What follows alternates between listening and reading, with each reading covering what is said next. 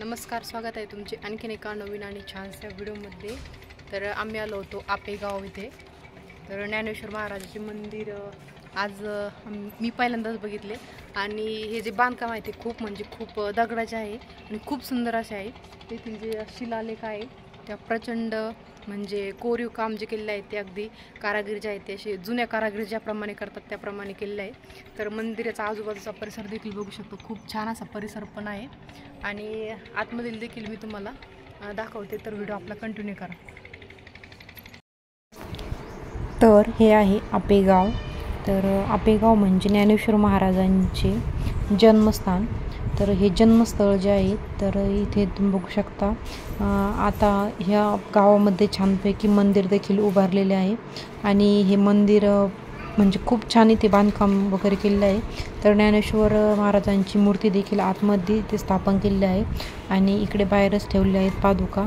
तर समोरून तुम्ही बघू शकता दरवाजा जो आहे त्यावर देखील छान नक्षीकाम देखील केलेलं आहे आणि हा दरवाजा कदाचित चांदीचा दरवाजा आहे आणि आतमध्ये तुम्ही बघू शकता ज्ञानेश्वर महाराजांचे छत्र जे आहे ते देखील खूप छान आणि सुंदर असे आखलेले आहे।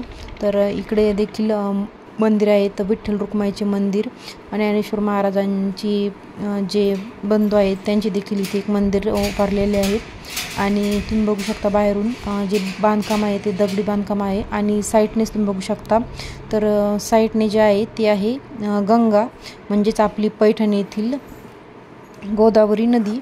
तर छानपैकी म्हणजे आपेगावमधूनच ती गेलेली आहे। तर येथील वातावरण देखील अगदी प्रसन्न असे आहे आणि इकडे तुम्ही बघू शकता मागे जे आहे ते आहे तर इथे अनेक देवतांचे देखील मूर्ती इथे स्थापन केलेल्या आहेत। तर नवनागनाथ जे आहे म्हणजे नवनाथ जे आहेत ते देखील इथे स्थापन केलेले आहेत। तर अशा प्रकारे आमचे दर्शन वगैरे झाले आणि मंदिरामध्ये अगदी छान अशी शांतता देखील होती। तर तुम्हाला व्हिडिओ कसा वाटला आणि मंदिर कसे वाटले नक्की कमेंट करून सांगा। इकडे ज्ञानेश्वर महाराजांचं तर असा होता आजचा व्हिडिओ आवडला तर नक्कीच आपल्या चॅनल लाईक शेअर आणि चॅनल नक्की सबस्क्राईब करा। पुन्हा भेटू आणखीन एका नवीन आणि छानशा व्हिडिओमध्ये, तोपर्यंत बाय बाय।